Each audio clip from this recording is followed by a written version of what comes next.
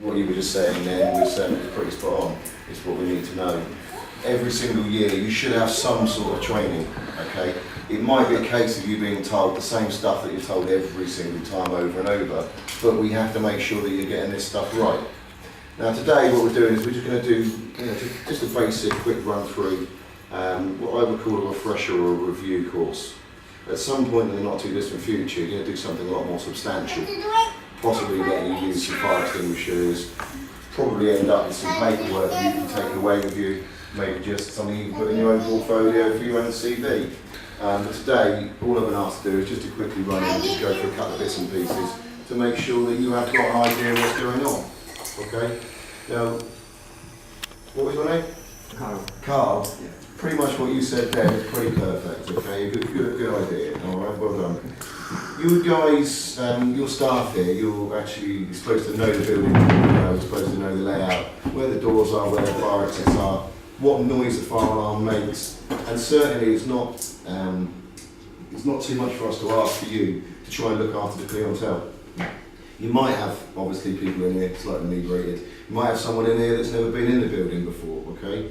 When a fire alarm's activated, quite often it can be quite disorientating. So it's deemed not unreasonable for you guys to escort people from the building because it is your place of work.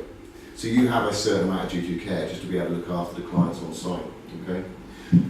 Just speaking a moment ago, your duty of care actually does roll over to the apartments upstairs as well. So some of you may not have been aware that it's not unreasonable for you, if the alarm's sounding, to go and give these guys a bit of assistance upstairs. Again, you should know the layout of the building.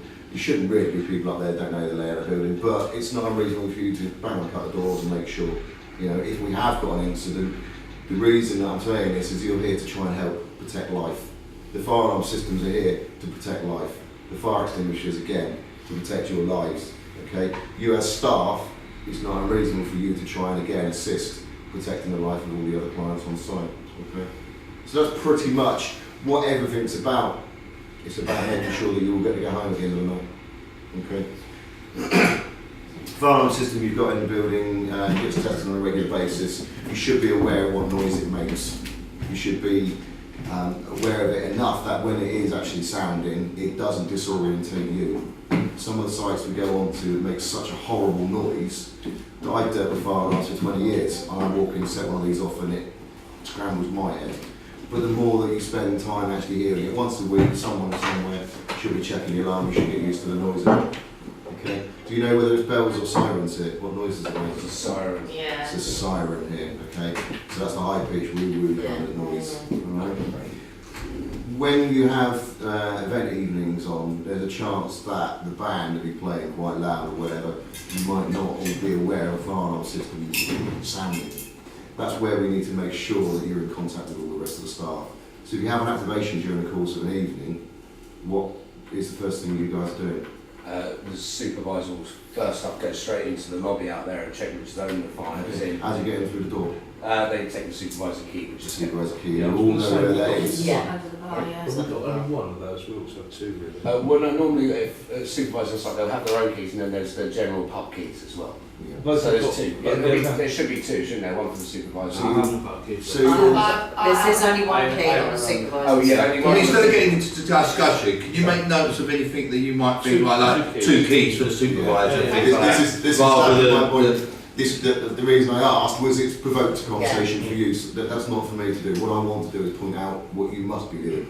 Now, obviously, in the event of the alarm system sounding, if you've got a band running, you need to make sure that the other staff are aware of that you've got a situation. So it's almost important before the supervisor runs in and starts playing the fire alarm that he lets someone else know, okay? Because the worst case scenario is that the incident could be in the lobby there, where the fire alarm system is, supervisor flies in, overcome by smoke, and he's the only person in the building who knows he's got a problem.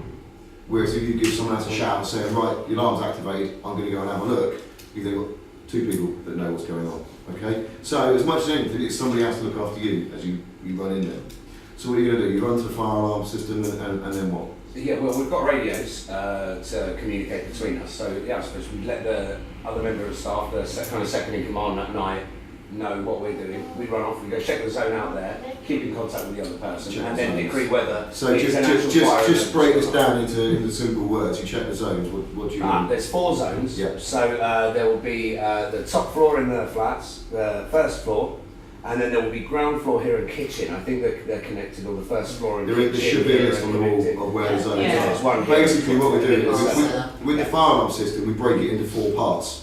So rather than you having to run around the entire building trying to work out where the problem is, it says to you it's in this area. Okay? So if it says to you it's in the bar area, you can then come just to the bar, have a walk around, as opposed to having to run around the building. So the alarm's been activated above your head. How do you know whether that's the detector that's been activated? They should have a flashing red light on it. It's not flashing. Constant. Constant Constant light. red. Okay. If you look at the emergency light over there, see how bright that green light is? It's as bright as that, but red. Yeah. It's on this side of the detector, so you guys might not be able to see it, it's on this side here. So if that detector is sensed a large amount of smoke, it's going to activate the fire alarm, it'll illuminate. Only the detector that had triggered the fire alarm system will actually be illuminated red. Okay. What about the little devices dotted around? On the walls, you'll have a yellow line across the top. Not necessarily. Unfortunately, you've got a couple of different types of brake Oh, glass in the building. When the brake glass is activated, you'd either see that the glass is physically got a crack in it, or I think the one that we've got. Oh, okay, yeah, you can. There's one other one that's on the corner of here, that when you press that, a little yellow line drops down and you can see that. Okay, but when you're doing your winky test, because you do your winky test, don't you? Yes. Yeah, it's worth going around and other people seeing what happens when you test them. Okay. Alright. So when the detector's triggered the alarm system has a red light, when you look at the brake glass that's been triggered in this area, you actually see some physical difference, either a broken glass or a little yellow band that comes down. So you've walked back in from the fire alarm system here, and it's just that someone's decided to smoke a cigar underneath. So you've looked at the fire alarm system, you've then worked out that it's in this area here, you've then worked out why it's been triggered, because this chap here has decided to smoke a cigar. Okay, what can you do in that situation then?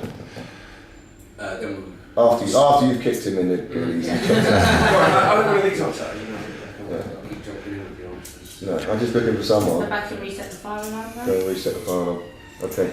If you reset the fire alarm and it's still smoky in here, the fire alarm's just going to activate again. Yeah. Oh, we've got to clear out all the smoke That's it, okay. first, So you deal with the chap that's in there that's caused the problem.